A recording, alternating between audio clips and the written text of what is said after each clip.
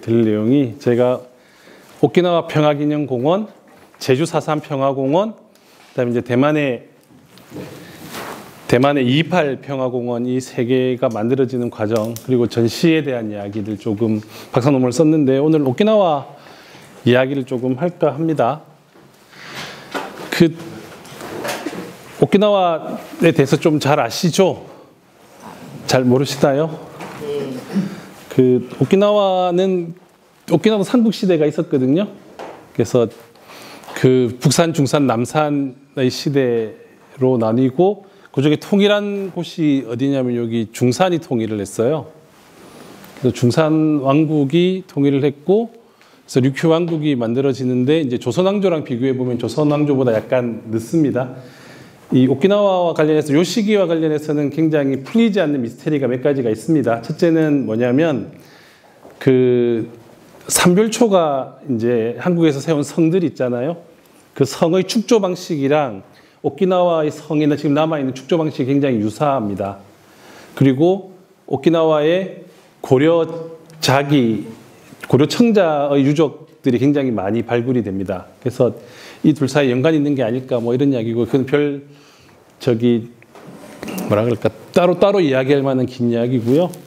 그 다음에 이제 오키나와는 류큐 왕국이었지만 임진왜란 직후에 임진왜란 때 이제 토요토미 히데요시가 조선을 침공해야 되니까 일본 전역에 병력, 물자, 그 다음에 음식을 내놔라 그랬는데 오키나와가 굉장히 적게 줬어요. 그래서 그 적게 줬기 때문에 그걸 빌미로 해서 임진왜란 끝나고 나서 이제 사츠마가 침공을 하죠. 그래서 양속시대라고 하는데요. 청나라에 조공하기도 하고 일본 조정에도 이렇게 가기도 하고 요게 슈리성이라고 지금 불타서 재건하고 있는 류큐 왕국의 건축에도 남아 있습니다. 그러니까 정전 옆에 청나라식 건축물이 하나가 있고 일본식 건축물이 하나 있습니다. 각 사신들이 이렇게 건축하는 그런 곳이었고요. 일본이 가는 게 이제 1879년에 소위 말하는 육규 처분인데요. 이 용어 자체에 대해서 지금 오키나와 사람들이 불만이 많습니다. 왜냐하면 처분당하는 측의 입장이 반영되지 않은 거다라고 했고, 그래서 최근에는 류큐 병합, 한일의 조선 병합 같이 병합이라고 써야 된다 이렇게 이야기를 하기도 하고요. 다 아시겠지만 1945년에 이제 일본이 패전을 했고 52년에 대일 강화 조약이 발효가 됐는데 대일 강화 조약은 핵심은 뭐냐면 일본의 영토를 그러니까 전쟁 이전 일본은 제일 넓었을 때가 동남아시아랑 호주 바로 앞에까지의 영토까지 다 일본이 점령을 하고 있었는데 그리고 식민지들도 다 있었죠. 그래서 그걸 해체해서 현재의 일본 권역으로 이제 딱 못을 박는 게 샌프란시스코 강화 조약인데 요때 지금까지도 논란이 되고 있는 게 크게 두 가지가 있습니다. 하나는 뭐냐면 잘 아시겠지만 독도가 어디에 속하느냐의 문제입니다.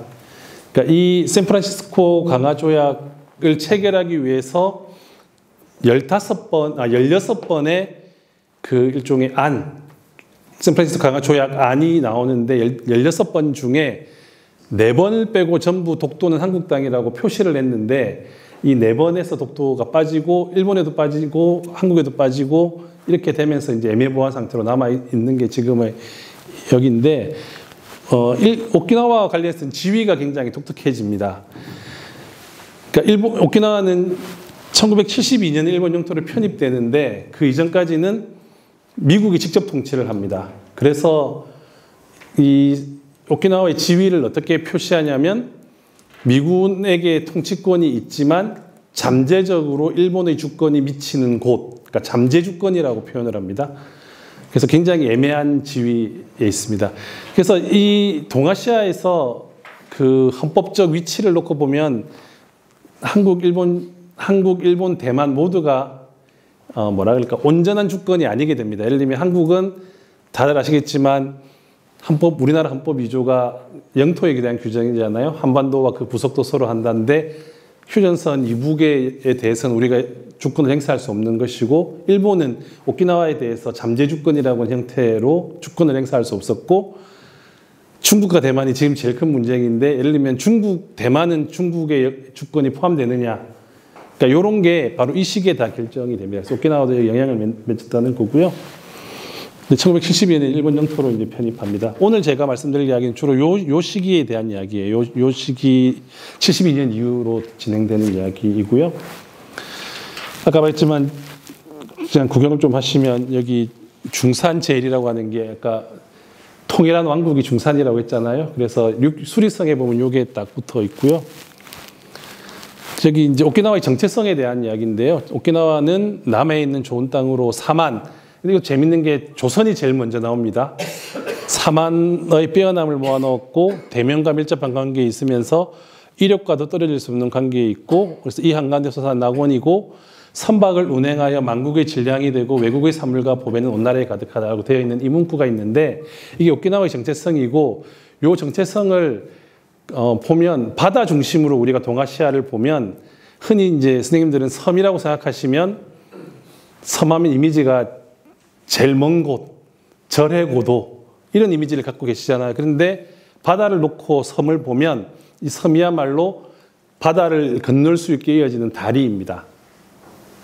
그걸 표현한 문장이고 이 문장이 굉장히 오키나와 사람들의 정체성과 관련해서 굉장히 중요한 거고요. 그리고 여기가 이제 수레문 있잖아요. 우리나라는 숭례문 있잖아요. 숭례문 있는 나라가 두 나라가 있어요. 우리나라랑 어디입니까? 베트남에 있습니다. 그러니까 뇌를 숭상하는 나라는 한국과 베트남에 있고요. 오키나와는 수레인데요. 그래서 그러니까 위상을 놓고 보면 수레가 약간 아래에 있습니다. 얘가 발달하지 않아서 얘를 지키는 것에 머물러 있고 얘를 높이는 나라가 베트남과 한국. 그래서 일종의 중국에 조공을 하는 주변 국가들 중에서 가장 문명이 높았다라고 표현하는 문 중에 하나고요. 이분이 지금 현재 현 서울시 교육감님이시죠. 제 지도 교수이기도 합니다. 그리고 이건 이제 유네스코 세계문화유산이고 미군 폭격에도 살아남아 있었던 거고 여기 보면 원래 이제 남아 있었던 것에 요 위에 새로 복원했다라고 했던 표시를 이렇게 하고 있는 것이고요. 이건 예전에 찍었지만 하여튼 이런 위석에 있고 요거는 강의와 관련되어 있는 건데 이게 류큐 왕국의 일종의 왕가의 무덤인데요. 나중에 보시겠지만 오키나와 사람들은 매장을 하지 않습니다. 어떻게 하냐면 요 가운데 지금 문이 세 개가 있는데 여기 하나, 여기 하나, 여기 하나인데요. 여기는 왕비들이 들어가고 여기는 왕이 들어가고 가운데는 그럼 뭐냐? 유해를 그냥 갖다 안치해놔요.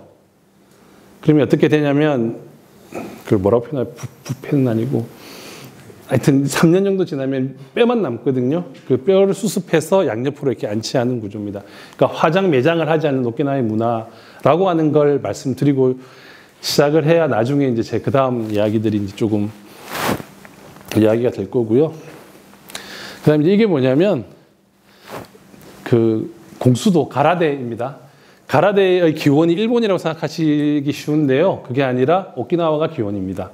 그래서 이 전통 오키나와 그 가라데 그 사범들인데 이 가라데라고 하는 무소자가 왜 가라데냐면 오키나와 아까 사츠마가 오키나와 침공했다 그랬잖아요. 침공했을 때 류큐가 소유하고 있었던 무력이 딱 하나 있습니다. 말 한 필. 그러니까 무기도 없었고 말밖에 없었거든요. 그러면 지배계층이 어떻게 이 피지배층을 그 통치할 수 있냐라고 했을 때 바로 가라데라고 하는 무예가 이 소위 말하는 지배층의 그 무력인 거죠. 그래서 가라데 나중에 영상에 아마 있을 텐데 이 가라데는 그냥 왜 가라데냐면 주변에 있는 모든 걸 자기 무기로 합니다. 예를 들면 이 노 같으면 노가 무기가 되고요. 이거 뭐죠? 배배기 한다고 하면 이 낫이 무기가 되고, 그러니까 그런 형태로 발전한 무예인데요. 이게 나중에 일본의 전통 무예가 되죠. 그래서 오키나와 사람들이 굉장히 분노합니다.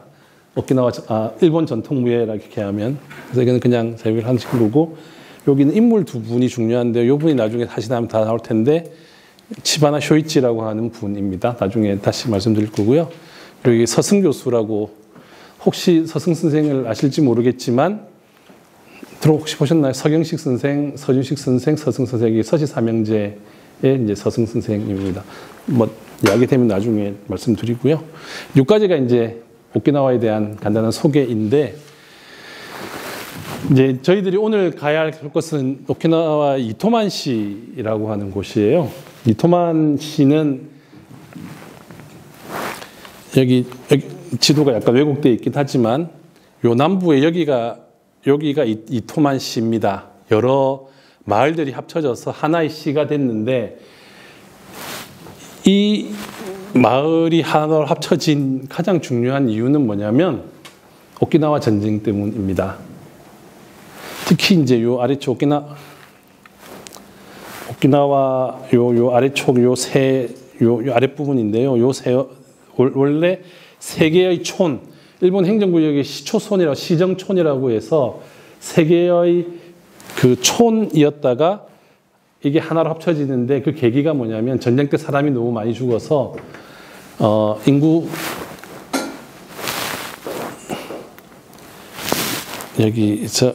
마을 주민 50% 이상이 사망해서 독자적인 행정기로 당연히 할 수 없었기 때문에 요 마을 세 개가 합쳐졌고, 여기만 그런 게 아니라 그 이토만시 전체가 그랬다라고 하는 것이죠. 그래서 오늘 우리가 보는 건, 여기서 보면 이게 지도인데요. 요 위령비가 있는 곳 이렇게 모여 있잖아요.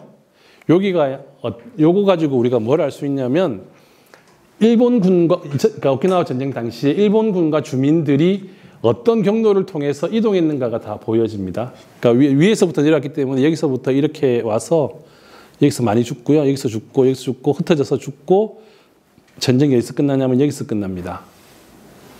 그러니까 요게 전부 위령탑들이 세워져 있는 것인데, 오키나와의 위령탑은 나중에도 좀 이따 말씀드리겠지만 기본적으로 유해를 포함하고 있는 위령시설입니다. 유해를. 오키나와 사람들이 이제 오키나와 다시 돌아가면 지도를 좀 보면 미군이 어떻게 상륙했냐면, 여기 요미탄이라고 하는 여기를 딱 여기로 상륙을 했어요. 좁은데 여기를 상륙해서 여기를 딱 막아서 위아래로 이제 이 일본군을 섬멸하는데, 여기는 원래 인구가 별로 없고요. 아래쪽에 여기가 나하거든요. 여기 나시 여기가 지금 제일 그 오키나와 현도거든요.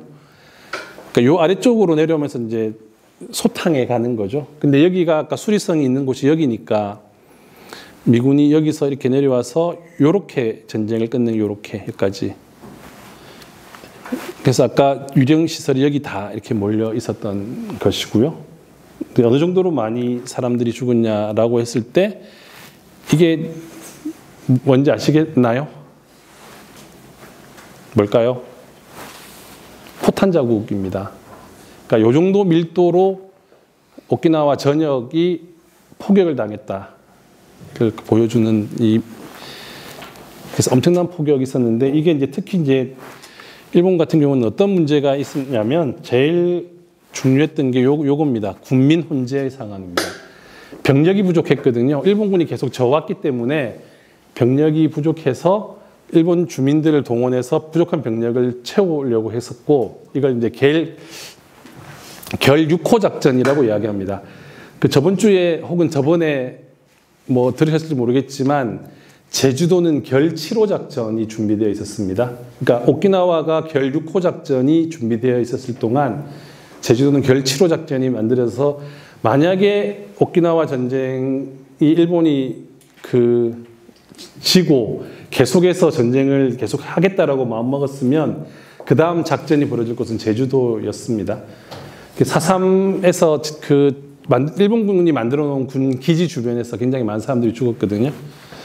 그런데 이제 오키나와 같은 경우는 아까 했지만 군이 혼재가 섞여 있었고, 이게 나중에 굉장히 중요한 문제가 됩니다.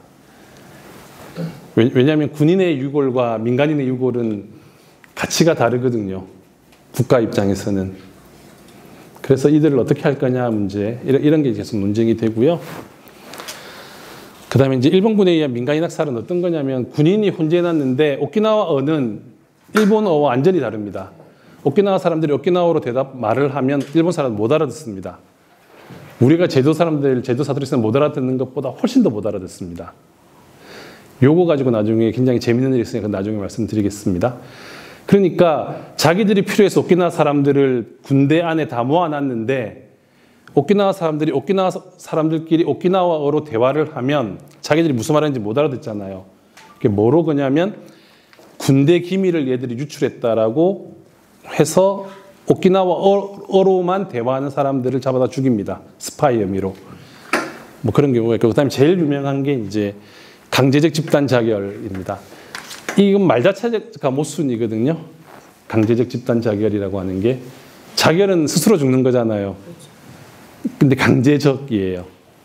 그러니까 이 말의 모순성 이런 것들이 오키나와 역사에 내재되어 있고, 오키나와 역사에 내재되어 있을 뿐만 아니라 이거를 재현을 할 때, 그러니까 역사 시설이나 전시 시설에 이걸 재현을 할 때 이걸 어떻게 할 거냐, 이 문제가 60년 이상 싸워왔던 역사가 있습니다. 그건 뒤에 좀 볼 거고요. 근데 어쨌든 군인과 민간인의 대규모 피해가 발생을 했습니다. 미군 오키나와 당시의 오키나와 사람들, 일본군, 그다음에 대만 한국이나 대만에서 징용 간 사람들, 그다음에 위안부, 그러니까 배봉계 할머니가 여기서 있었으니까 이 사람들이 다 합쳐서 한 24만 명 정도가 죽은 것으로 추정되고, 그 숫자들을 나중에 다 한꺼번에 이름을 새기겠다라고 하는 게 오키나와 평화기념공원의 굉장히 중요한 프로젝트가 됩니다. 그래서 이제 대규모 피해가 있는데요. 이 미군이 어쨌든 이걸 다 점령을 했는데, 이 전쟁이 끝나는 방식은 6월 23일 날 오키나와 방위 사령관인 3스타 우시지마 중장이 6월 23일 날 자결을 합니다. 그러니까 할복을 하죠. 그러니까 2스타와 3스타가 자결을 하는 겁니다. 그러니까 일본군 오키나와 주둔 사령관 이 3스타하고 참모장이 2스타인데, 그 사람이 자결을 하면서 전쟁이 끝났다고 생각하는데, 근데 아주 고약하게 자기는 죽으면서 뭐라고 유언을 남기냐면 끝까지 싸워라, 이렇게 유언을 남깁니다. 그래서 6월 23일 공식으로 끝난 것처럼 공식적으로도 그렇게 말했지만 그 이후로도 계속 사람들이 저항하고 죽어가고 있는 상태가 되는데, 어쨌든 미군이 점령하면서 이제 오키나와 민간인들을 다 잡잖아요. 이 사람들을 전부 포로 수용소에 넣습니다. 그래서 오키나와 사람들은 짧으면 3개월, 길면 1년 정도를 포로 수용소 생활을 합니다. 그리고 이제 이게 다 평정이 됐을 때 1년 뒤에 고향 마을로 돌아려 보내죠. 고향 마을로 돌아가서 농사를 지으려고, 특히 이 오키나와 남부 사람들, 자기 고향에 갔더니 농사를 지으려면 뭘 치워야 됐을까? 예, 유해들을 수거를 해야 됩니다. 그래서 이제 유해 수거가 시작되는 겁니다. 이게 이제 위령 공간의 시작이니까. 이 유골은 아까 말했지만 오키나와는 화장이나 매장을 하지 않는다 그랬잖아요. 그러니까 유해를 그대로 이렇게 쌓아두는 게 오키나와적인 방식이에요. 그 오키나와 가족묘 같은 곳에 그 거북이 같이 생긴 가족묘 안에 일종의 항아리 같은 걸 이렇게 해서 유골을 담고 거기 계속 이렇게 꺼냈다 넣었다 하는 전통이 있거든요. 근데 일본 사람들이 그걸 보면 유골을 방치한 것처럼 보이기도 합니다. 그러니까 그거는 유해를 어떻게 처리할 것인가에 대해서 문화적 차이가 있는 건데, 일본 사람들이 나중에 다시 오키나와 갔더니, 아니 일본을 지키기 위해서 죽은 사람들의 유해를 이렇게 방치하다니, 이런 이제 쟁점을 하게 되죠. 근데 오키나와 사람들은 방치한 게 아니거든요. 뭐 그런 기회가 하나 있고요.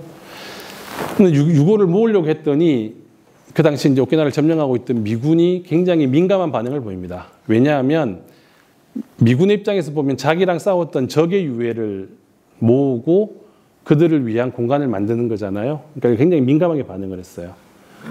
이거 해도 되나? 이렇게.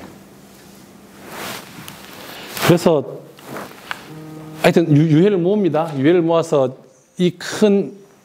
요 밑에는 다 동굴입니다. 오키나와는 동굴이 굉장히 많습니다.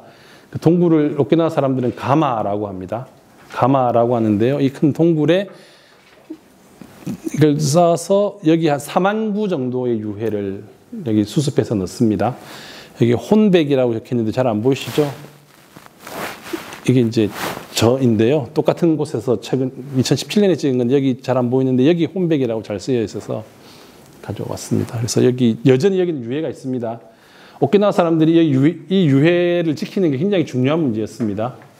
나중에 말씀드릴게요. 그래서 어쨌든 유해를 수습하고 수습된 유해를 안치하고 그리고 그냥 둘 수 없으니까 위령비를 세우겠죠. 위령문을 쓸 수는 없었습니다. 그러니까 위령문을 쓴다라고 하는 건 죽은 자들에 대한 역사적 의미를 부여한다는 뜻인데 예를 들면 나라를 위해서 죽었다라고 말하는 순간 미군들로부터 그건 바로 만들지 마 이렇게 들어오는 지점이 되거든요.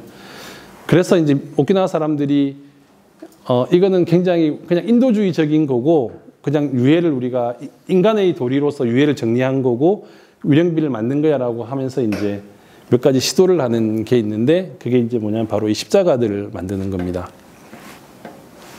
그러니까 이 십자가는 그 미군 너네들도 사람이 죽으면 십자가 세우잖아. 우리도 그렇게 하는 거야. 이렇게 하기 위한 것이에요. 요 십자가 있는 요곳이 지금은 어떻게 되어 있냐면 자, 여기. 요게 아까 그 십자가 달려 있었던 그러니까 십자가 없어졌습니다. 미군이 나간 이후로 십자가 필요 없는 거였고요. 그다음에 여기가 이제 히메유리 탑인데 원래 이 히메유리 탑은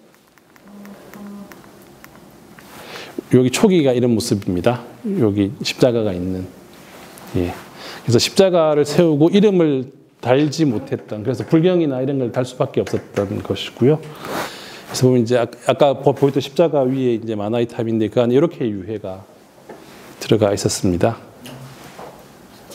묵직하시죠? 예.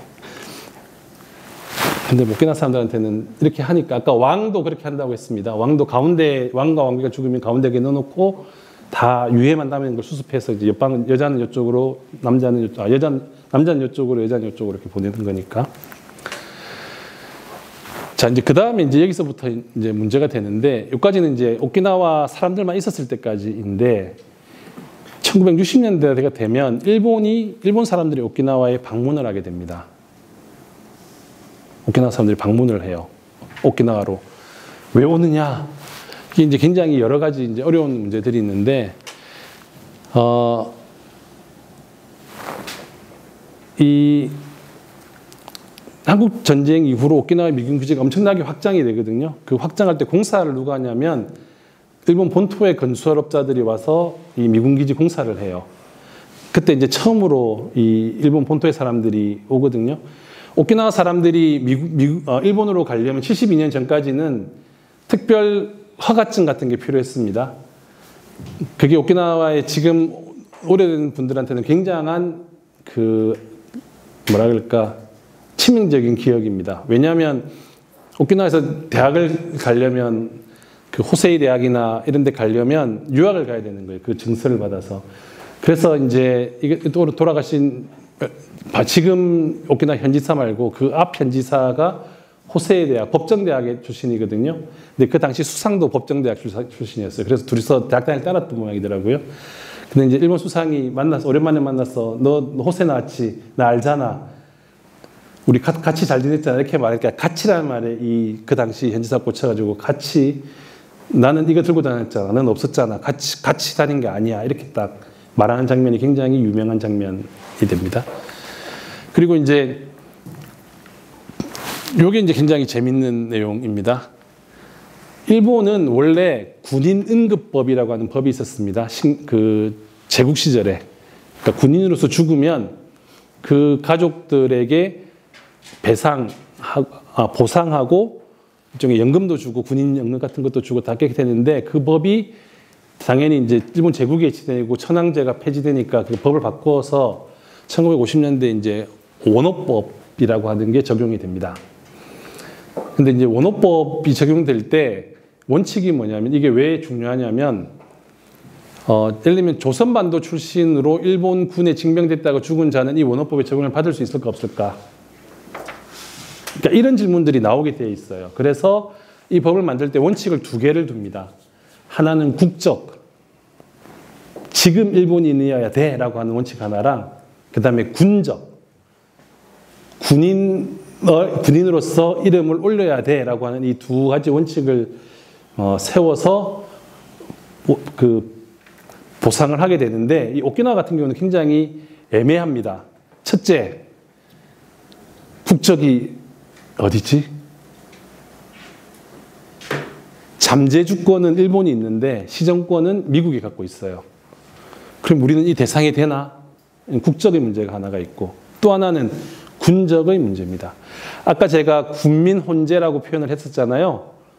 그때 같이 군인들과 같이 주둔하고 군인들을 도와서 병영 안에서 생활했던 이 사람들은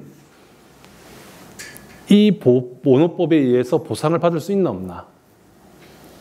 그러니까 국적과 군적이라고 하는 두 원칙 모두 오키나와 사람들한테 너무너무 중요한 문제가 됩니다. 오키나와 사람들은 너무나 그 당시에 가난했기 때문에 이 보상을 받으려고 했어요. 그러니까 뭐라고 주장해요? 우리 일본 사람이야. 이걸 주장해야 되고, 또 하나는 우리는 군인이었어. 이렇게 주장을 해야 됩니다.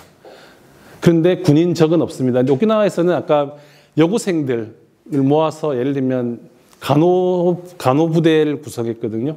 그게 히메유리대라고 합니다. 그러니까 히메유리가 백합이라는 뜻인데요. 여학생들을 모아서 너네들은 히메유리 되니까 한 2주 정도 간호사 교육을 받고 간호부대로 투여되고, 남자들은 나이 든 사람은 철혈 근로대라고 해서 안에서 일종의 그 공병대 역할을 하고, 전투에 참가한 사람도 청년들은 전투에 참가하고, 우리나라 학도병처럼. 그러니까 그렇게 이제 들어갔는데 그 사람들은 군적은 아니에요. 그러니까 이게 이제 쟁점이 되는데, 오키나와 사람들이 굉장히 강하게 우린 일본인이고 우린 군인이었어 이렇게 주장을 하고, 그게 이제 이 유해와도 관련이 됩니다. 이 유해들은 일본을 지키기 위해서 죽어간 사람들의 유해야라는 지위를 가져야 보상을 받겠죠. 그래서 이렇게 시작이 되는데, 그래서 이제 오키나와 전쟁에 대한 해석이 바로 여기서 이제 나옵니다. 군과 강과 민이 혼연일체가 되어 수행한 조국 방위 전쟁이었다. 오키나와 전쟁은 이렇게 됩니다. 일본에 가시면 나중에 그 일본 곳곳에 군인들을 군인들을 안치한 그 국립묘지 혹은 군인묘지들이 많거든요. 근데 거기 가면 공통적인 게 뭐냐면, 일본의 군인들은 조국을 수호하기 위해서 죽었는데 다 죽은 곳이 일본 바깥입니다. 그래서 굉장히 재미있습니다. 예. 조국을 수행하기 위해서 조국 바깥에서 죽은 사람들이 일본 군인 형태고, 그게 굉장히 모순되는 거잖아요. 그게 드러나는 곳이 여기가 됩니다. 그래서 이제 이 유해를 아까 일본 사람들이 봤더니 방치한 것처럼 보이잖아요. 이거 이렇게 방치하면 안 된다. 이렇게 해서 방치되어 있는 유골들을 한 대로 모으는 작업을 합니다. 그게 이제 전몰자 중앙납골소가 완성이 되고, 그 일본 정부가 굉장히 많이 하죠. 이거는 조국을 지키기 위해서 죽은 사람들의 유해이니까 한 대 모아라. 이렇게 가는데, 그래서 이제 근데 오키나와 사람들 입장에서는 이게 탐탁지 않은 거예요. 왜냐하면 자기 마을 사람들 유해인데 왜 그걸 한 대 모아, 난 우리 집에, 우리 근처에 있을래, 이렇게 되는 거죠. 그래서 요게 이제 오키나와 당시의 갈등입니다. 뼈를 가져갈 거냐 말 거냐, 뼈를 화장할 거냐 안 할 거냐, 이런 문제가 되죠. 그래서 이제 어떻게 되냐면, 요거는 뭐냐면 과거의 사진입니다. 이 사진들은 지금의 사진은 없습니다. 없어졌거든요. 왜 없어졌냐면, 이 위령비는 기본적으로 납골당이라고 이게 가장 노골적으로 써놨는데, 유해를 안치하고 그 위에 위령비를 만든 거잖아요. 근데 유해를 꺼내 갔어요. 그러니까 이게 기능이 없어졌잖아요. 기능이 없어진 것들은 어떻게 되냐면 폐쇄되거나, 그래서 이것들은 지금의 모습을 볼 수 없습니다. 폐쇄되거나 철거되거나 아니면 대체되거나. 대체된다는 말이 굉장히 더 중요합니다. 뭘로 대체되냐면, 일본 사람들이 세운 위령시설로 대체된다는 뜻입니다. 오키나와 사람들이 세운 탑을 없애고 일본 본토에 세운 사람들이 탑을 세우는데 그러면 그 탑은 형식이나 철학에 있어서 다 같을까 다를까? 어떻습니까? 다르겠죠? 다르니까 제가 이렇게 말씀드리겠죠? 어떻게 달라졌냐를 보여주는 게 이 탑들입니다. 이 공통적인 요소가 구슬이잖아요. 구슬 보이시나요? 구슬이 뭘까? 구슬이 뭘까? 혹시 옥새라는 말을 들어보셨습니까? 옥새가 뜻이 뭐냐면 구슬이 부서지는 것처럼 아름답게 이렇게 팍 퍼지는 모습이거든요. 그래서 아까 오키나와 전쟁에 대해서 뭐라고 정의를 했냐면 군과 관과 민이 협력한 조국을 수호하는 전쟁이 되는 거고 그때 죽은 모든 사람들은 조국을 위해서 옥새한 사람들이 됩니다. 구슬이 깨진 것처럼 아름답게 팍. 그러면 이 구슬은 그때 깨진 구슬이 다시 돌아온 거죠. 이건 굉장히 궁극주의적인 해석입니다. 오키나와 전에 죽은 사람들은 천황의 명령을 지키기 위해서 자기 목숨을 초교와 같이 버린 사람이야. 이렇게 됩니다. 그 사람들을 상징하는 게 이제 바로 이 구슬이죠. 그래서 이 구슬은 굉장히 기분 나쁜 구슬입니다. 우리 입장에서는. 그걸 가장 노골적으로 보여주는 게 이제 이거죠. 구슬 대신에 국화가 들어가 있습니다. 국화는 천황가의 상징입니다. 그래서 일본이 만든 그러니까 이것도 굉장히 오래된 탑이거든요. 60년대에 만들어진 탑이니까. 그런데 이 탑은 오키나와 사람들이 만든 이런 형태의 탑, 아까 잘 보여줬던 이런 형태의 탑들을 대체하면서 그러니까 완전히 없어진 것도 있고 일본이 새로 만든 것도 있고 그렇습니다. 이제 이렇게 되니까 이제 60년대에 이제 오키나와는 오키나와 병이라고 하는 게 이제 생깁니다. 오키나와 병이 굉장히 재미있는 병인데요. 이게 오키나와 병이 뭐냐면 일본 정치인들이 오키나와에 가서 히메유리 탑 앞에 헌화를 하면 무조건 눈물을 흘립니다.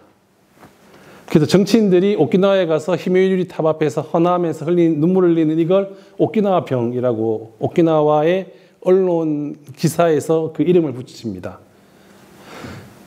여기 계신 분들이 오키나와에 가보고 오키나와에서 어떤 이미지를 가진지 모르겠지만 1960년대의 오키나와는 우리가 생각하는 푸른 바다, 하얀 백사장 이런 이미지가 전혀 없는 곳이었습니다.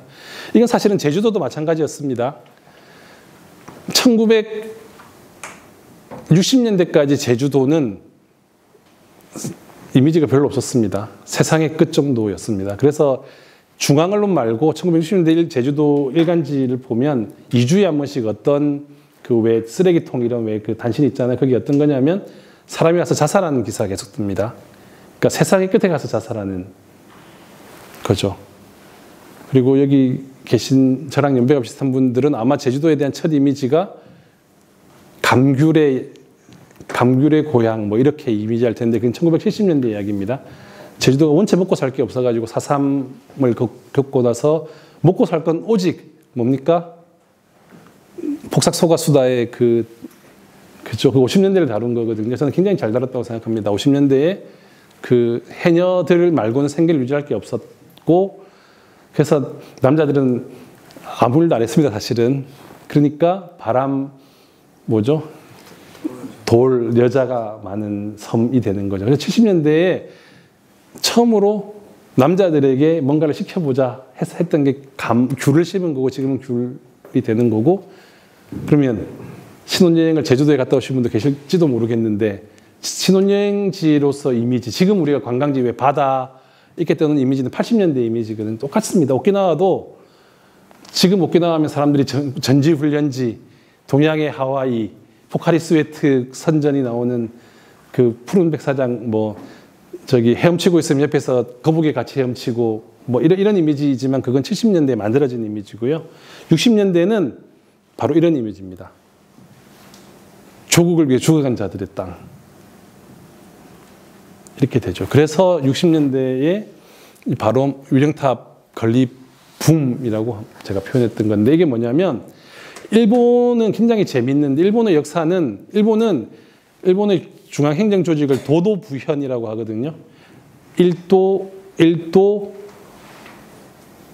3부, 몇 개 현이더라? 하여튼 이제 도도부현입니다. 근데 그것들의 그 도도부현, 모든 도도부현이 오키나와에 위령탑을 세웁니다. 그러니까 예를 들면 홋카이도의 탑, 교토의 탑, 뭐 이렇게 세웁니다. 그리고 어디다 세우느냐 하면 여기 지금 마무리 언덕, 요 주변으로 탑들을 계속 세워가는 거예요. 이거를 제가 칼라 사진을 제가 엄청나게 많이 다녔으니까 칼라 사진 찾아봤는데 없는 거예요. 왜 없냐를 생각해 봤더니 저랑 같이 가신 분들이 이 공간을 굉장히 기분 나빠해서 아무도 사진 찍지 않았더라고요. 그러니까 야스쿠니와 같은 공간이거든요. 그래서 굉장히 기분 나빠서 안 찍어서. 근데 이제 요게 이제 나중에 말씀드리겠지만 여기가 요 언덕 위에, 마부니 언덕 위에 이 야스쿠니적 공간인데 지금 오키나와 평화기념공원은 바로 요 옆에 이렇게 새로 만들었습니다. 공간 아래쪽에. 그래서 요 대립들도 굉장히 흥미로운데요. 어쨌든 이 탑을 이렇게 만들었고요. 아까 말했지만 기존 유령탑과에 대조된다라고 하는 건 일본을 위해서 죽은 자들을 위한 일본적인 걸 만들었다라고 이야기했고, 이렇게 한 거죠. 그리고 이제 사람들이 그 당시부터 이야기했던 게 이걸 마부니 언덕 위의 야스쿠니와 다 이렇게 말을 합니다. 그리고 실제로 이게 왜 중요하냐면 일본은 태평양 전쟁 혹은 2차 세계대전에서 죽은 자들의 유해를 여기 말고는 갖고 있을 수가 없습니다. 왜냐하면 패배해왔기 때문에. 그러니까 일본이 미드웨이 예전 할 무렵이 사실 최대 판도거든요. 근데 거기서 이제 미국한테 다 깨지고 후퇴의 역사예요. 후퇴해왔기 때문에 거기 남겨둔 유해들을 수습을 할 수 없었어요. 오직 유해가 수습되어 있는 곳이 여기입니다. 그래서 여기 오키나와에서 유해가 수습되어 있는 걸 그 도쿄 치요다구에 그 위령시설이 있는데 거기 빌려주기도 하고 일부 옮기기도 하고 이런 걸 했었거든요. 그렇게 했고, 그럼 이제 왜 마부니 언덕 위냐라고 하면 상징성은 크게 두 가지입니다. 하나는 뭐냐면 아까 우시지마 중장이 자결한 곳이 여기입니다. 그러니까 몰 끝에서 밀려서 해서 항복한 곳이 거기라는 거고, 이게 공식 입장이고, 저는 어떤 이미지가 있냐면 그 당시에 60년대 이 여기를 일종의 일본을 위해서 죽은 자들의 공간이라고 말하는 그 위상을 세웠던 사람들은 어떤 야심이 있었냐면 여기도 우리 땅, 여기서 출발하는 저기도 우리 땅, 약간 그런 이미지입니다. 제가 그래서 약간 야유하듯이 비유를 하면 강아지들이 자기 영역 표시하듯이 오줌을 싸잖아요. 다리를 들고. 그런 곳이라고 저는 생각합니다. 이렇게 일본 사람들한테 말하진 않습니다. 근데 그 이후로 이 사람들이 그 남태평양의 여러 섬들에 이런 탑들을 같이 세웁니다. 여기 도시에서. 그러니까 그까지가 우리 거였어 이렇게 말하는 것이었고요. 근데 문제는 이제 미군들인데요. 미군들은 이 과정을 굉장히 불편하게 생각했습니다. 너무너무 불편하게 생각했어요. 그렇지 않았을까요? 미군은 해외 파병에서 죽은 유해를 지금 다 가져가는 거 아시잖아요. 근데 그게 결정된 게 1차 세계대전과 2차 세계대전 사이입니다. 1차 세계대전 때 유럽에서 죽은 미군의 유해는 현지에 묻었습니다. 프랑스 같은 경우는 굉장히 유명한 그 미군 유해가 있거든요. 그걸 왜 묻었냐?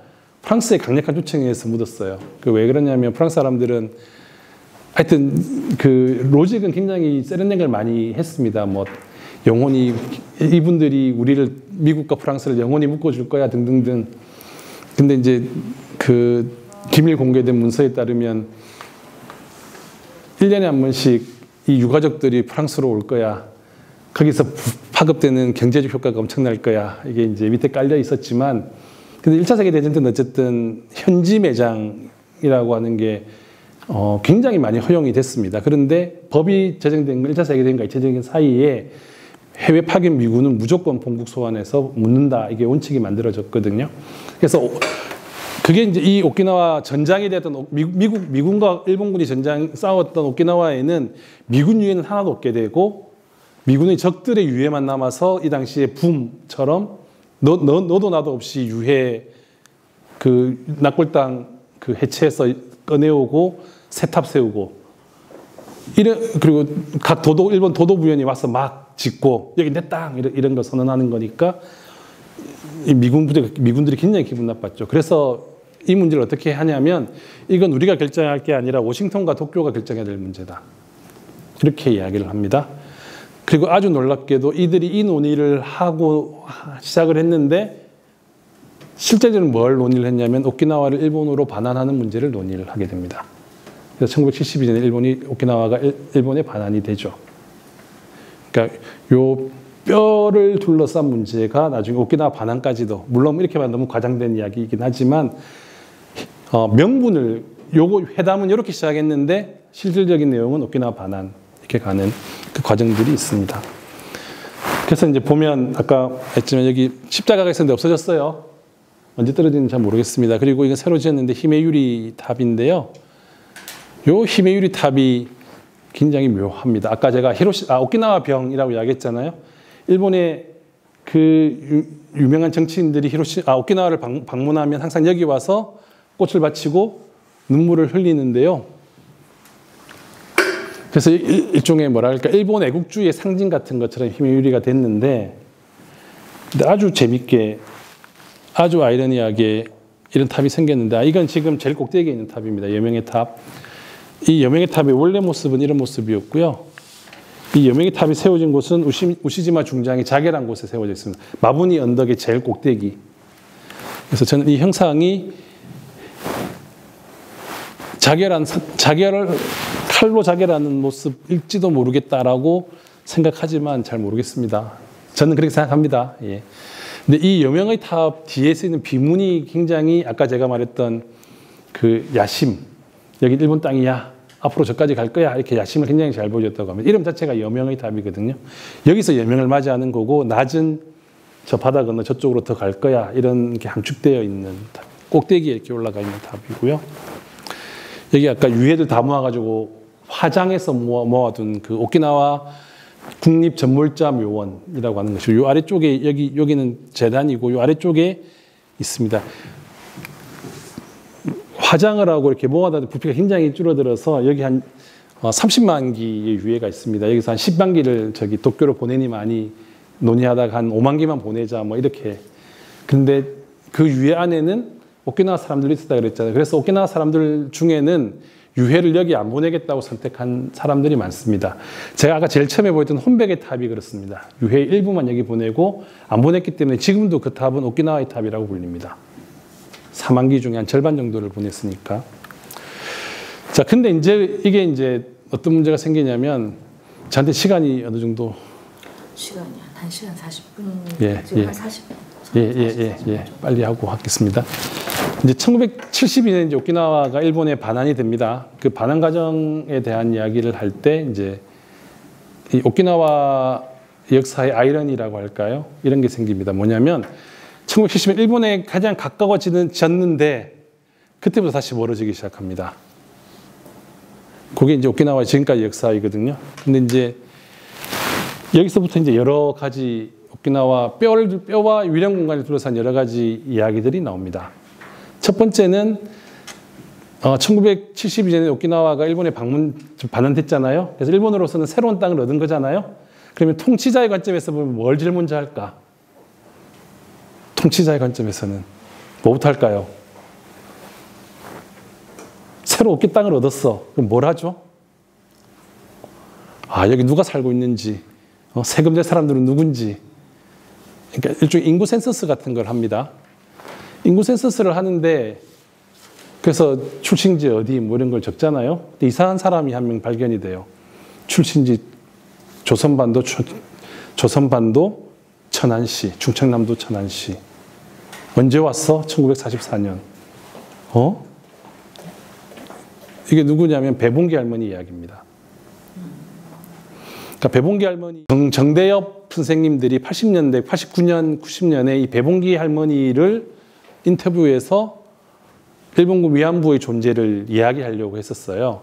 이게 배봉기 할머니를 그래서 인터뷰하려고 했는데 배봉기 할머니가 89년에 돌아가십니다. 그래서 이제 포기를 했었죠. 그러면서 이제 안 된다라고 그 배봉기 할머니 떠나보내고 뭐 이런 이제 글을 남기고 이제 활동이 중단되고 있는데 이제 김학순 할머니가 90일 전에 와셔서 공개 증언을 하시죠. 그게 이제 일본군 위안부 이야기인데요. 그래서 배봉기 할머니의 상징성이 일본 내에서는 훨씬 큽니다. 근데 어쨌든 조사 등등등을 했고, 그 다음에 이제 일본, 오키나와에서는 어떤 게 이제 있냐면, 우리로서는 이야기하기 약간 힘든 관념인데, 사람이 죽으면 35년까지는 귀신이 인간의 세계에 영향을 미친다라고 생각을 하더라고요. 그러니까 36년째가 되면 이제 귀신은 이제 다 가고 더 이상 우리한테 이야기하지 못한다라는 거죠. 그럼 이제 어떤 효과가 있냐면 70년대 후반이 되면 35년이 지나가게 돼요. 45년에 들어가니까 그때 오키나와 사람들이 오키나와 전쟁에서 어떤 일이 있었는지를 말을 안 했어요. 죽은 귀신이 나한테 영향을 미칠까 봐. 그런데 딱 35년이 지나면서부터 70년대 후반이 되면서부터 오키나와 전쟁에서 어떤 일이 있었는지를 말하기 시작합니다. 그 말하는 내용 중에 가장 중요한 게 뭐냐면 일본군이 우리를 죽였어. 나는 우리 마을 사람들은 자살하고 싶지 않은데 일본군이 자살시켰어. 이게 아까 제가 강제적 집단 자결이라고 이야기를 했던 겁니다. 이건 굉장히 비극적인데요. 강제적 집단 자결에 관한 연구는 굉장히 많습니다. 살아남은 자들, 죽은 자들, 뭐 왜 이 말에서 살아남고 저 말에서 다 죽었는가. 그러니까 일본 사람들은 일본 군인들은 특히 이제 전진운이라고 해서 전선에 나갔을 때 반드시 지켜야 되는 천황의 훈령이라고 하는 걸 군대 갔다 오신 분들은 알겠지만 우리의 맹세 이런 거 외우듯이 외웠거든요. 근데 그 중에 하나가 포로로 잡히는 치욕을 당하지 말라라고 하는 게 있습니다. 그 다음에 일본군은 중일 전쟁 당시에 중국이나 미군 포로를 잡으면 죽였습니다. 그러니까 이제 군민이 혼재돼서 동굴에 숨었거든요. 숨었는데 미군이 다가와요. 그래서 이제 군인들이 뭐라고 하냐면 포로로 잡히는 치욕을 당하지 말고 서로 죽자. 이게 집단 자결이거든요. 근데 거부한 사람이 있을 거고 애기도 있잖아요. 그러니까 죽인 겁니다. 사실은 죽인 거예요. 애들은 자살할 수 없으니까. 그리고 그걸 아까 뭐라고 했냐면 옥새라고 표현을 한 겁니다. 옥새가 아니었어. 이렇게 되는 게 이 증언들을 통해서 나오게 됩니다. 그러니까 오키나와가 일본으로 딱 가자마자 딱 이게 가장 멀어지는 수점이 나오게 되는 거죠. 그러니까 이런 의식들이 70년대부터 해서 계속 나오기 시작하는 거예요. 근데 이제 어떤 게 나오냐면 아까 여기 동굴 있잖아, 동굴. 기메유리 탑이라고 아까 60년대 오키나와 병이 발견하는 장소, 정치인들이 오면 1972년에 일본이 오키나와가 일본으로 가게 됐고 새로 영토가 왔으니까 일본의 국가 원수가 새로 들어온 영지를 한번 방문해야 되잖아요. 그런데 그 당시 일본 천황은 오키나와에 가지 못했습니다. 그 쇼와 천황이죠. 쇼와 천황은 제가 천황이라 표현할게요, 그냥. 쇼와 천황은 오키나와에 감히 가지 못했습니다. 죽은 사람들 때문에. 그래서 당시에 황태자를 보냅니다. 황태자 부부를 보내요. 그 보내려면 계기가 필요했거든요. 그 계기가 뭐냐면 1974년에 오키나와 해양 박람회를 개최를 합니다. 지금도 오키나와에 가시면 추라오미 수족관이라고 세계에서 두 번째로 큰 수족관 뭐 이러면서 했던 거기가 오키나와 해양 박람회를 개최하기 위해서 만들었던 공간이거든요. 그러니까 거기를 유치를 해서 개최 선언을 천황이 해야 되잖아요. 그래서 사실은 천황이 하도록 설계가 됐지만 쇼와 천황이 나는 못 가겠다고 했습니다. 그래서 황태자를 보내요. 그래서 황태자가 이제 그 개막하기 전에 오키나와에 가서 여러 군데를 돌아다니면서 이제 방문을 합니다. 방문을 하니까 오키나와 해방동맹이라고 하는 조직이 있는데요. 그 조직의 두 사람이 언제 올지는 몰라요. 구체적인 시간과 날짜는 모르잖아요. 근데 어쨌든 올 거야라고 신문기사가 났으니까. 그 사람들이 2주치의 식량을 싣고 요 아래로 내려갑니다. 그래서 먹고 싸고 자고 다 하고, 그런데 황태자가 왔어요. 밧줄 타고 올라가서 황태자에게 화염병을 던집니다. 제가 지금 컴퓨터 있으면 화염병 던지는 그게 지금 유튜브에 올라가 있거든요. 보실래요? 안 보셔도 되죠? 나중에 보세요. 네? 예, 화염병을 던집니다. 그리고 나서 아까 언어 이야기를 했는데 이 체포된 두 사람이 치넨스토무라고 하는 사람인데 이 사람이 어디서 재판을 받냐면 후쿠오카 지방법원에서 재판을 받습니다. 이 사람은 재판장에서 단 한마디 일본어도 쓰지 않습니다. 오키나와어로만 말합니다. 그러니까 재판장이 처음에 화를 냅니다. 너 일본말 다 알아듣잖아. 그래도 안 씁니다. 그래서 어떻게 하냐면 통역을 붙여줍니다. 그러니까 이 상황 자체를 그렇게 만든 거거든요. 그래서 아까 화염병 이렇게 됐잖아요. 그러니까 이 처음에는 오키나와 사람들이 일본으로 돌아가기 위해서, 일본으로 복귀하기 위해서 그 탑 만들고 우리 조상들을 조국 수호 전쟁에서 나갔던 전사로 묘사하고 뭐 등등등의 크게 태클을 안 하는데 막상 진짜 일본으로 가니까 그 태클을 거는 겁니다. 오키나와 사람은 지금도 일본 본토 사람들을 그 야마톤추라고 부릅니다. 야마토 사람. 자기들은 우치난추, 바다 사람. 야마토 사람, 바다 사람. 제주 사람들은 육지껏 이렇게 말하죠. 예. 그렇게 되는 거죠. 그래서 요 때부터 이제 그 독특한, 그러니까 60년대에 그 일본을 수호하기 위해서 죽은 자들의 땅이라고 하는 그 관념들을 공격하는 여러 가지들이 나오게 됩니다. 아까 했잖아요. 이 화염병 던진 건 뭐에 대한 가장 훌륭한 치료약이라 하면 오키나와 병에 대한 가장 훌륭한 치료약이었습니다. 와서 정치인들이 눈물을 흘리니까 아마 황태자도 와서 눈물 흘렸을 거예요. 다른 의미로 흘렸을 겁니다. 화염병이 날아다니까 얼마나 놀랐겠습니까? 예. 그 다음에 이제 또 하나의 문제는 요 부분인데요. 제가 오키나와를 돌려줘라는 노래가 있습니다. 이게 이제 1962년에 만들어진 노래인데요. 가사가 어디 있나? 여기 있구나. 단단한 땅을 깨고 민족의 분노로 타오르는 섬 오키나와여, 우리들과 선조들이 피땀으로 지키고 일군 오키나와여, 우리는 외친다 오키나와여, 우리들의 것이다 오키나와는, 오키나와를 반환하라 오키나와를 반환하라. 요 가사예요. 요 가사를 누가 지었냐면 1962년에 후쿠오카현의 이제 노동조합에서 노래패 계신 분들이 이 노래를 만들었어요. 그러니까 이 노래는 오키나와는 일본 땅이니까 미군으로부터 일본 돌려줘. 요런 내용입니다. 그런데 1972년이 됐어요. 근데 이 노래를 일본 본토에서는 더 이상 안 부릅니다. 근데 오키나와 사람들이 이 노래를 계속 불러요. 가사를 단 하나도 틀리지 않고 똑같은 가사를 부릅니다. 그런데 너무나 놀랍게도 이 가사 의미는 너무나 달라집니다. 왜냐하면 일본 사람들과 오키나와 사람들이 같이 불렀을 때는 여기서는 민족은 일본 야마토 민족이 되고요. 오키나와를 반환해야 되는 사람은 누구냐면 미국이 반환해야 됩니다. 어디로 반환해야 되냐면 일본에 반환하는 노래거든요. 그런데 72년 이후로 오키나와 사람들이 여전히 이 노래를 부르거든요. 그러면 여기서 민족은 오키나와 민족이 되고요. 반환해야 되는 의무를 가진 사람은 일본이고요. 어디로 반환해야 되냐면 오키나와로 반환해야 됩니다.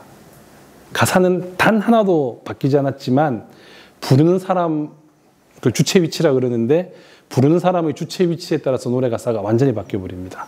그래서 지금도 오키나와 사람들은 이 노래를 부릅니다. 해놓고 싸움을 하거나 뭐 이렇게 여러 싸움을 할 때, 예.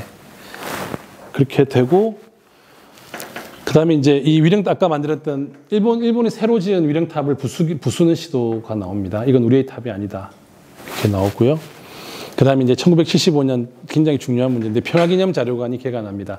이게 75년이라고 하는 시점은 그 해양박람회가 같이 열렸던 시기예요. 그러니까 이 시기를 일본은 오키나와를 푸른 바다와 하얀 백사장, 자결하는 태양, 요 이미지로 만들었던 거거든요. 근데 이제 75년에 이제 아까 여기 어디에 있냐면,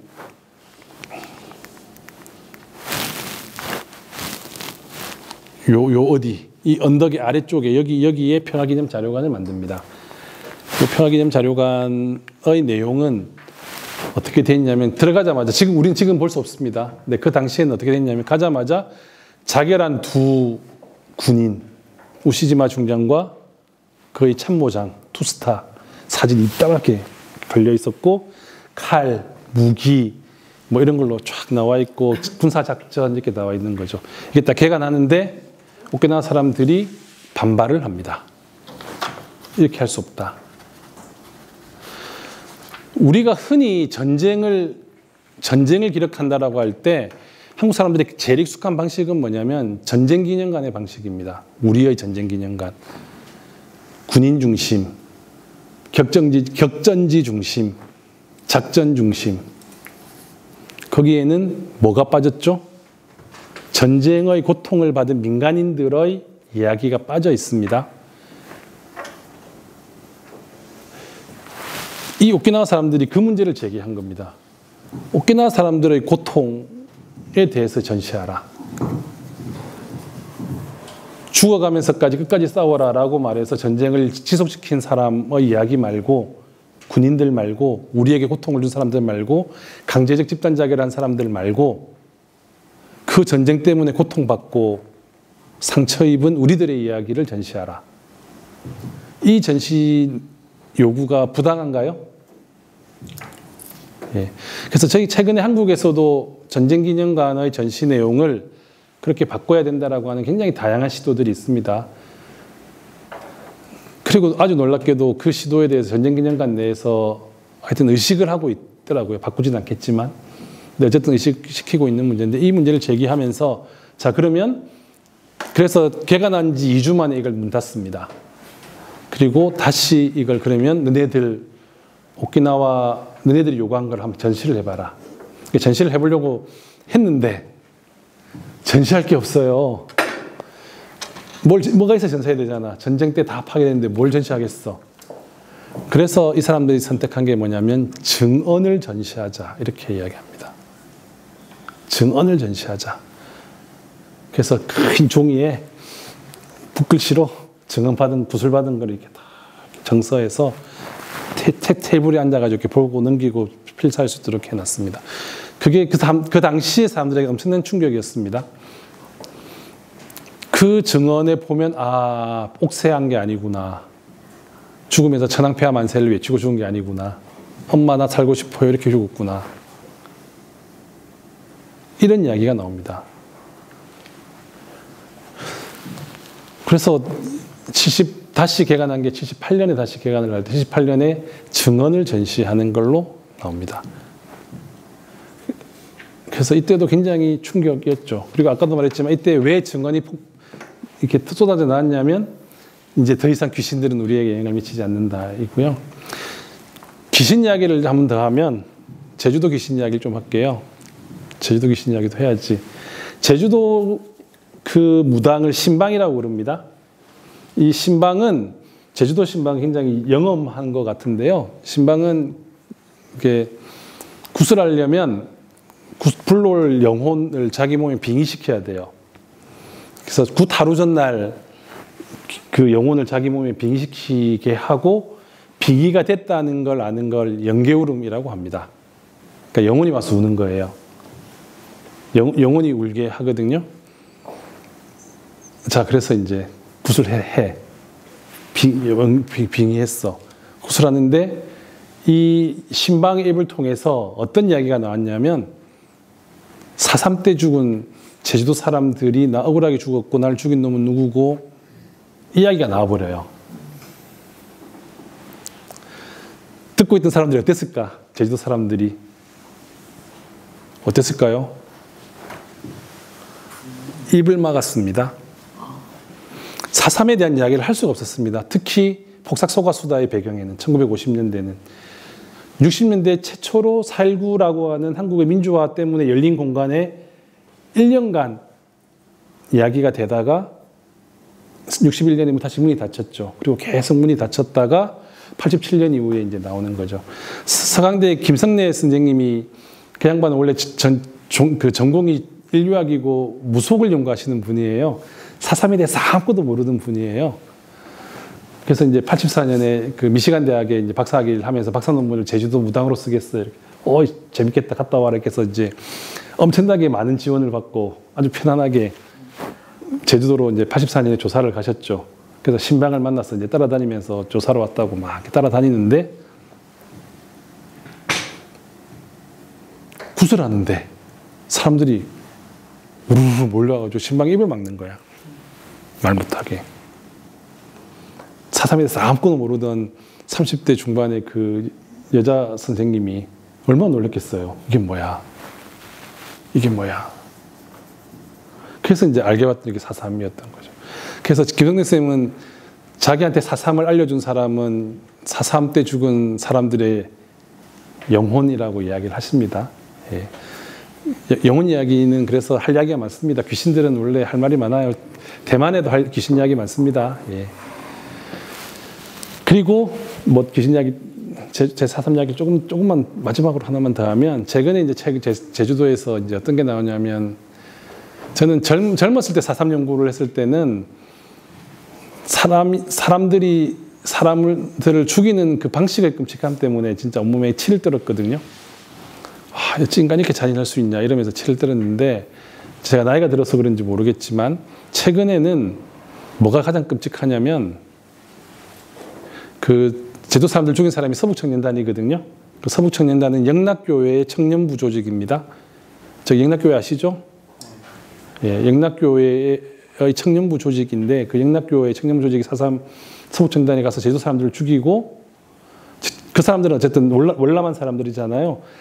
남한의 그 어떤 곳도 자기 고향이 없는 사람이에요. 그래서 어디 정착해도 상관없는 사람인데 이 사람들이 어떻게 제주도에 정착하냐면 너 예쁘네? 나랑 결혼해. 그럼 너네 집 가족들은 안 죽이고 살려줄게. 이렇게 해서 정착을 많이 합니다. 근데 이게 생각해보면 우리 엄마 아빠를 죽인 사람이랑 이웃해서 40년, 50년을 산 거잖아요. 저는 이게 너무 고통스럽더라고요. 나이가 드니까. 지금 제주도에서 벌어지고 있는 논쟁이 제주 영락교회는 4.3과 관계가 없는가인데 제주 사람들은 다 압니다. 관계가 있다고. 그 사람들이 다니는 교회가 영락교회였거든요. 그래서 제주도에서 영락교회를 보시면 아마 저는 너무 무시무시한 곳이라고 생각합니다. 하여튼 4.3 이야기는 좀 그렇고요. 예. 그리고 이제 이 오키나와 기독교인들이 아까 일본 사람들이 만든 탑 있잖아요. 오키나와 사람들이 만든 탑을 부수고, 그러니까 유고를 뺏어가고 부수고 다시 만들었잖아요. 그 위령탑에 어떤 내용이 써져 있는가를 전수조사를 합니다. 그랬더니 대동아 전쟁, 뭐 이런 극우파들이 쓰는 전쟁들의 용어가 나옵니다. 문제 있다. 이렇게 해서 이제 문제 제기를 하는 거죠. 그리고 이제 아까 지금 옥새와 반대되는 오키나와 사람들의 철학이 담긴 말입니다. 우리 옥새 좋아하지 않습니다. 와전이 뭐냐면 옥은 비싼 거잖아요. 와는 기와잖아요. 기와는 싸죠. 예. 그다음에 쇠는 부서지잖아요. 전은 보존하는 거잖아요. 오래 사는 게 좋아. 근데 그 말을 생명이야말로 보물이라고 하는 이치두 타카다라는 말을 자기들의 철학으로 삼습니다. 옥새가 아니야. 중요한 건 생명이야. 이렇게 이치두 타카라라고 합니다. 나중에 어딘가 동화책으로 나와 있습니다. 번역이 돼 있어. 그래서 이제 이런 이야기들이 계속 밝혀지는 겁니다. 일본이 얼마나 가혹했는가. 집단자결과 관련해서 옥새로 아니야. 강제적인 집단 죽임이었어. 아까 지금 학살에 대한 실상들이 밝혀지게 되고 이 내용들을 그러면 전시해야 되지 않겠어? 이 문제가 오키나와 사람들에게 굉장히 오래됐던 이야기입니다. 아까 치덴치토무 이야기를 했었고 뭐 다 했고요. 히메유리 타곤 한번 했었고 오키나와는 8년 단위로 이 현지사가 바뀌거든요. 아니 임기는 4년인데요. 지금까지 8년 임기 끝나고 8년 임기하고 이렇게 하면서 보수 혁신 이렇게 나오는데 최초의 그러니까 72년 오키나와에 일본으로 복귀하고 나서 그 일본 현지사가 됐던 사람은 혁신계 사람입니다. 그러니까 혁신계는 우리식으로 진보적인 사람인데요.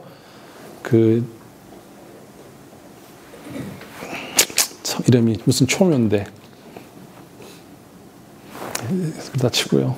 이름이 나중에 야라초보, 야라초보라는 분인데 그분이 재선을 선거했지만 임기를 다 채우지 못하고 돌아갔어요. 돌아가십니다. 병으로. 그래서 했던 게 이제 니시메 준지가 78년에 이제 다시 현지사가 되고 이 사람이 당이 어디였냐면 자민당입니다. 그러니까 이제 일본 본토가 너무 신난 거예요. 오키나와 저것들 드디어 이제 일본화 됐나 보다. 자민당 출신이 이제 현지사가 됐네. 그래서 신나서 일본 중앙지에서 이제 이 니시메 준지를 인터뷰합니다. 이제 너희들 드디어 이제 오키나와 사람들 다 일본 사람 된 거지? 이렇게 물었는데 니시메 준지가 한 말이 있습니다. 일본인이 되고 싶어도 일본인이 될 수 없는 오키나와의 마음이라고 표현을 합니다. 오키나와는 코코로라고. 이 말이 너무 충격적인 말이었어요. 일본 사람들한테는. 아니, 자민당 출신의 현지사 입에서 이런 말이 나오다니. 이렇게 나오죠. 그래서 이게 그다음부터는 오키나와는 코코로라고 하는 말이 굉장히 보통명사처럼 쓰입니다. 오키나와의 마음. 일본인이 되고 싶어도 일본인이 될 수 없는 오키나와의 마음. 이렇게 되는 거고요. 그 다음에 제가 젊었을 때, 제가 저럴 때가 있었습니다. 예. 너무 과하게 많은가? 예. 아까 제가 사진에 같이 있던 치바나 쇼이치 이분 이야기를 하는 건데요. 일본 쇼와 천황이 오키나와를 방문하려고 계기는 2번 있었습니다. 한 번은 아까 말씀드렸지만 일본 복귀하고 나서 74년에 해양박람회 세계 엑스포, 해양 엑스포를 개최하면서 개막 선언을 천황이 원래 해야 되는 것이었고요. 이 쇼와 천황이 죽기 전에 오키나와를 방문하고 싶었던 것 같습니다. 그럼 이제 와야 되는 명분을 만들어야 되잖아요. 그 명분이 뭐였냐면 전국체전입니다. 일본은 우리나라의 전국체전의 모델이 일본이거든요. 각 지자체별로 개최를 하고 개막 선언을 누가 하냐면 천황이 합니다. 천황이 해야 되는 1년에 제일 중요한 일이 그거예요. 그래서 일본이라고 하는 건 도도부연의 총합으로 일본 사람들은 표상해요. 그러니까 돌 이렇게 모아놨던 각 도도부연이 위령탑 세운 것도 그런 의미가 있습니다. 일본은 그래서 일본 역사의 총합은 뭐냐면 각 도도부연사의 총합 이렇게 이야기합니다. 그래서 오키나와는 오키나와 현이 없지만 오키나와 현사가 먼저 출간됩니다. 그 이야기는 제가 일부러 뺐고요. 근데 어쨌든 그러면 천황이 개막선언을 해야 되잖아요. 그럼 어떻게 하면 돼요? 오키나와가 전국체전을 개최하면 됩니다. 개최를 했어요. 1987년에. 그러면 천황이 오겠죠. 그래서 이제 천황 온다고 이제 난리가 나고 경계 강화되고 이렇게 됐는데 이 아저씨가 어떤 짓을 하냐면 전국체전 기간이 그렇게 길지 않거든요. 그래서 몇몇 구기 종목은 개막전 하기 전에 미리 시합을 합니다. 올림픽도 축구 예선전 같은 경우는 올림픽이 예를 들면 21일 날 공식 개막전이면 한 18일쯤 이렇게 시작해야 3일 쉬고 뭐 이렇게 해서 끝날 때까지 하잖아요. 그래서 여기도 2 종목이 먼저 시작됩니다. 하나는 소프트볼이고 남자는 야구. 근데 이제 여기가 어디냐면 요미탄촌에 그 경기장이 있었습니다. 이 사람이 소프트볼 경기장에 걸려있는 일장기를 꺼져서 불태워버립니다. 어떻게 됐을까? 천황은 못 왔습니다. 대신에 이분은 엄청나게 많은 일본 본토의 야쿠자들로부터 죽이겠다는 협박과 이렇게 했는데요. 그래서 치바나 쇼이치를 호위한 사람들이 누구냐? 아까 제일 처음에 왜 오키나와 가레다 하셨던 분들, 그 사진 같이 있었잖아요. 그분들이 이 사람을 호위를 합니다. 그래서 굉장히 지금 그 영상만 봤는데 야쿠자들이 걔들 복장 있거든요. 검은색 정장에 슈트에 머리 쫙 갖고 핸들 쫙 서 있고 저 도복 입은 사람들이 재판 이런 데 쫙 갈 때 눈치 싸움하고 가고 이렇게 합니다. 그게 굉장히 장관인데 이 양반이 이제 치바나 쇼이치라는 양반이에요. 이 사람이 되살려지게 된 건 노아 필드라고 하는 시카고 대학 교수가 죽어가는 천황의 나라에서라고 하는 책을 쓰고 그게 우리나라에 번역되어 있습니다. 창비에서 번역이 되어 있는데요. 거기 3명의 인물이 나오는데 그 중에 한 분이 이분 이야기입니다. 이분이 직업은 뭐였냐면 슈퍼마켓 사장. 예. 그러니까 슈퍼마켓이라고 해서 큰 거 말고요. 우리가 미니 슈퍼라고 하잖아요. 그 상점의 사장이 됩니다. 그 사장이었는데 불을 질러 버렸죠. 그래서 이 사람이 오지 못합니다. 천황이 방문을 못해요. 그리고 나서 이제 1995년에 이제 새로운 형태의 오키나와 평화기념공원이라고 하는 새로운 유령 공간을 구상을 합니다. 아까도 이야기했지만 마부니 언덕 위는 거기는 야스쿠니적인 공간이라고 했고 거기에 맞서는 게 증언을 전시하는 자료관이 있다고 했잖아요. 이 증언을 전시하는 자료관을 대폭 확대해서 현립 오키나와 평화기념공원을 건설할 계획을 1995년에 세우고 실제로 그 전에 세우고 95년에 개관을 합니다. 95년은 50주년이니까 세우는데 새로운 형태의 조형물을 만들겠다. 마부니 언덕 위의 조형물은 아까 야스쿠니적인 조형물이라고 했었습니다. 그게 아닌 형태를 만들겠다. 아까 얘기했지만 국적과 군적에 상관없이 죽음 앞에 평등. 그래서 오키나와 전 때문에 죽은 모든 사람들의 이름을 강명하겠다. 미군이든 조선반도에서 끌려갔던 징병 징용인이든 모든 사람들의 이름을 강명하는 걸 원칙으로 하죠. 이게 다 이름들입니다. 이 이름들. 요 이름들의 영향이 이제 제주사산평화공원 내에 위패봉안소나 곳곳에 이름이 들어가게 된 이유이기도 합니다. 근데 이제 이 문제 가지고는 제주사산평화공원 같은 경우는 제가 계속 비판을 했지만 이제 어떤 문제가 있냐면 일본 사람들은 결혼하면 성이 같아져요. 지금도 여자가 남자 성을 따라갑니다. 그러니까 같은 성씨들이 모여 있게 돼요. 그러니까 이 사람들이 가족이라는 게 표가 나거든요. 근데 우리나라는 어떻게 되냐면 특히 제가 이제 아는 분인데 할아버지, 할머니, 어머니가 희생자예요. 근데 잘 생각해 보세요. 할아버지, 할머니, 어머니는 성이 다를 가능성이 아주 높습니다. 그죠? 이분들이 다 흩어져 있어요. 개별 강명이 있기 때문에. 하여튼 이런 문제가 오키나와와 약간 다릅니다. 그런데 어쨌든 이름을 새기자. 희생자 개개인의 고유성을 다시 우리가 부여하자라고 하는 게 이제 이름을 새기자는 거니까 이름을 새기는 것으로 하고, 근데 일본 사람들만 하지 말자. 이렇게 해놓았을 때 어떤 문제가 있느냐 했을 때 논쟁이 굉장히 많습니다. 예. 그렇게 해놓으면 가해자와 피해자를 한 대 이름 새기는 건데 그거 가능할까? 용납 가능할까? 그래서 오히려 일본의 그 전쟁 책임 문제를 도망가려고 한 거 아닌가? 이런 이야기가 안팎에서 비판이 많았어요. 근데 거기 비판에서 어떻게 빠져나갔냐면 이거는 그냥 말 그대로 조형물이니까 죽음에 대한 추모이고 전쟁 책임의 문제는 이 전시로 해결할 수 있어. 그래서 실제로 엄청난 전시가 구상됩니다.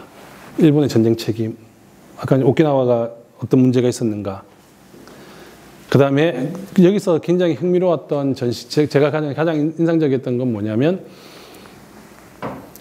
오키나와 사람들이 가마 동굴이라고 했습니다. 집단 자결 당하게 됐던 건 오키나와 사람들이 징병에 의해서 중국 대륙에 가서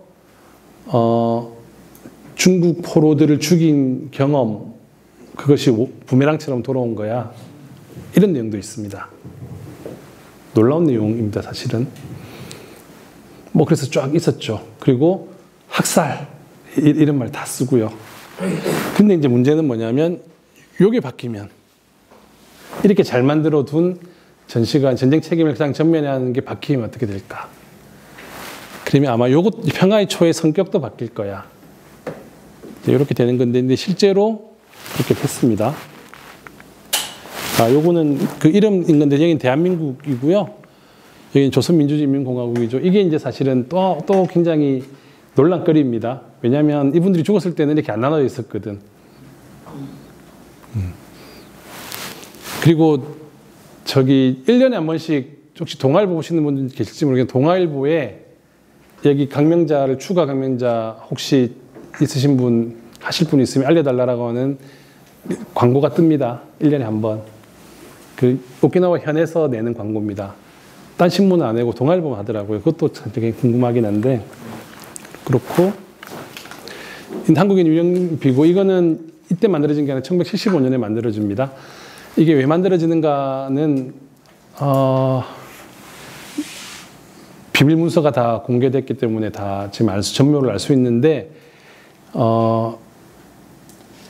이 위령비를 처음에 만들려고 했던 사람들은 총련계 사람들입니다. 그러니까 총련계 사람들이 만들려고 하니까 야, 너네들 가서 먼저 만들어 이렇게 중앙정부가 개입해서 만든 탑입니다.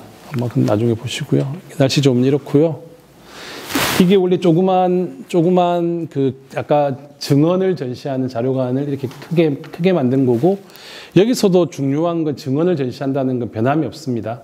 근데 증언을 보는 방식이 이제 디지털화됐고 이렇게 돼 있어서 그렇고 근데 이제 한편으로 그것도 마치 그 아파트 호수 찍듯이 몇 번 찍으면 이렇게 나오고 이렇게 되는 거라서 또 좀 약간 그렇긴 한데 그래도 어쨌든 그렇고요.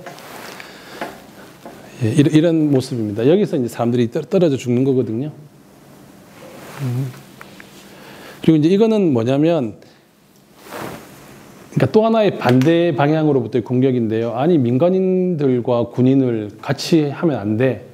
군인만을 따로 모아서 군인을 위한 위피를 만들어야지 이렇게 만들어진 비석입니다. 그래서 제32군 사령부 전몰자 명비 이렇게 되어 있습니다. 여기 제일 앞에 있는 게 우시지마 아까 자결했던 이렇게 이름이 들어가 있습니다. 그래서 전쟁 때 죽은 자들을 위한 유령시설을 만들 때 어떤 기준으로 할 거냐? 한국은 압도적으로 군경 위주입니다. 압도적입니다. 그게 어느 정도냐면요. 매년 유해가 한 명씩 발굴되거든요. 가끔씩. 그러면 사망자와 행방자 수를 매년 정정합니다. 유해가 3기 발굴해서 신원이 발견되잖아요. 그러면 행불자에서 3명이 줄어들고 사망자가 3명이 늘어나고 그래서 우리는 정확하게 한국전쟁 당시에 죽은 국군의 전사자 수를 다 합니다. 17만 1,몇백 명입니다. 근데 민간인이 몇 명 죽은지도 모릅니다. 아무도 모릅니다. 아무도. 한국전쟁 때 민간인이 몇 명 죽었어요? 몰라요. 군인은 17만 1,몇백 명. 이거는 계속 안 변하는데 뒷자리는 계속 바뀐다고 했습니다. 자, 이게 우리가 많이 아는 방식이잖아요. 그리고 몰라. 뭔가를 잘못 눌렀는데. 아니 나중에 마지막 하나만 바꿔 보면 되니까 시간 다 돼서. 하여튼 그 전시를 군인이 아니라 민간인으로 바꾸면 어떻게 될까에 대한 고민들을 나중에 같이 해보자는 거고요.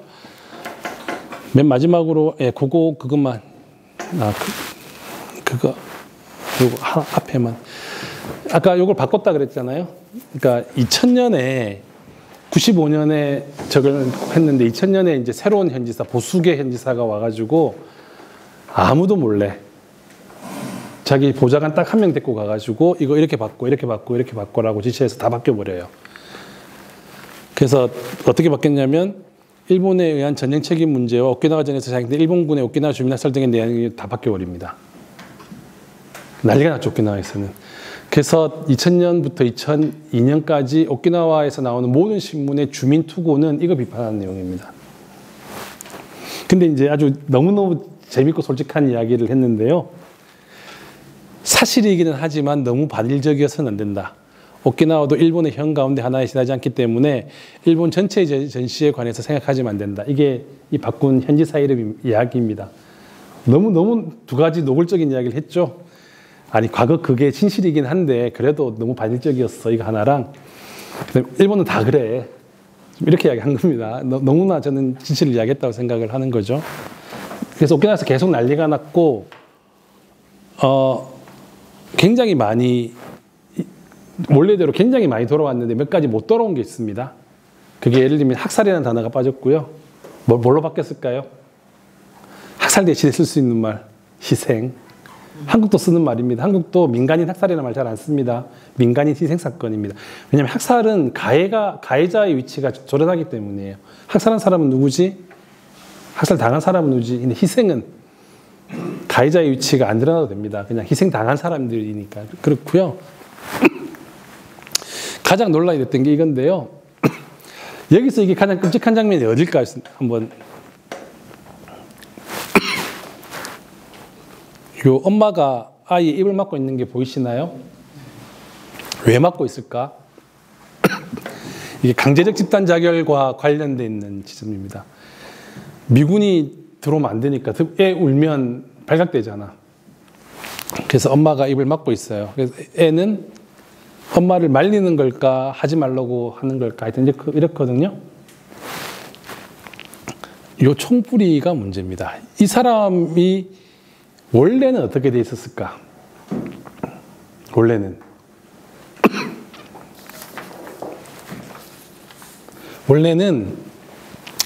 이 사람이 엄마한테 총을 겨루고 있는 장면으로 되어 있었습니다. 입 막으라고 총을 딱 겨루고 있는 장면인데 굉장히 많은 부분이 원래대로 돌아왔는데 이거는 못 돌아왔어요. 그러니까 이거는 마치 방향이 이쪽이잖아요. 미군들을 경계하는 듯한 눈빛처럼 되어 있습니다. 그래서 이남인의 지사가 전시를 바꾸려고 엄청나게 노력했고 100% 성공하지 못했고 퍼센트로 따지면 한 98% 정도는 원래대로 돌렸어요. 98% 너무 많이 돌아가고 한 90%는 돌려갔습니다. 10% 정도가 안 들어갔는데 아까 하나가 학살, 또 하나가 요겁니다. 이거 바꾸라고 난리를 쳤는데 이거는 못 바꿨다. 끝까지 버틴 거예요. 이거 바꾸면 나머지 것들 다 그냥 그대로 하겠다고 계속 버틴 거예요. 그래서 이것만 놔두고 그럼 나머지 바꾸자. 이렇게 바꿔서 타협한 부분입니다. 그래서 이 전시를 마지막으로 보여드리면서 오키나와 전쟁에 관한 오키나와 전쟁에서 죽은 자들 그리고 역사를 어떻게 전하고 전달할 것인가에 대한 말씀을 드렸습니다. 예, 이 정도로 하겠습니다. 예.